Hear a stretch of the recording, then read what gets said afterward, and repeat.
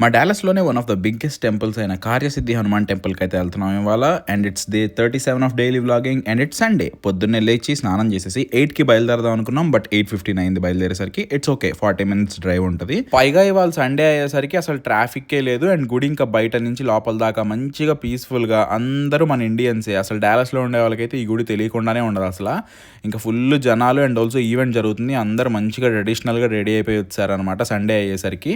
ఇంకా అట్లా దండం పెట్టేసుకొని మా వాళ్ళు ఇక్కడ పులిహోర అంటే పడి కోసుకొని చచ్చిపోతారు. ఇంకా వరద బాధితులకు పులిహోర తీసుకున్నట్టు ఇంకా అందరికీ పులిహోర తీసుకొని అలా ఇంకా రిటర్న్ వెళ్ళిపోయేటప్పుడు మా గురువు గారు కొత్త బ్రేక్ఫాస్ట్ ప్లేస్ ఏదో ఉంది అక్కడికి వెళ్దామంటే ఇంకా అక్కడికి వెళ్ళేసి అందరం బ్రేక్ఫాస్ట్ చేసేసి ఇంటికైతే వెళ్ళిపోయాం. కొద్దిగా నిద్ర వస్తుంది. ఇంకా ఒక 1 అవర్ సాలిడ్గా పడుకున్నా. లేచేసరికి మెయిల్ వచ్చింది నైట్ 5 నుంచి 10 దాకా సాలిడ్గా హెవీ విండ్స్ ఉన్నాయి అండ్ ఆల్సో థండర్ స్టార్మ్ ఉందని. సో ఇంకా 3:30కి లేచాం కదా అని చెప్పి ఇప్పుడే వాకింగ్ కంప్లీట్ చేద్దాం, కొంచెం ఎండగా ఉన్నా పర్లేదు అని బయటికి వెళ్ళా. విపరీతమైన గాలి అండ్ ఇంకా వాన పడే సూచనలు స్టార్ట్ అయిపోయినాయి.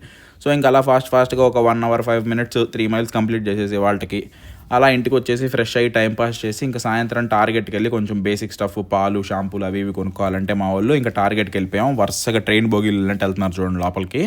ఇంకా అవన్నీ కొనుక్కొని ఇవాళ ఇడ్లీ పిండేసాం నిన్న. సో ఇవాళ డిన్నర్కి ఇడ్లీ చేసుకుందాం అనుకున్నాం.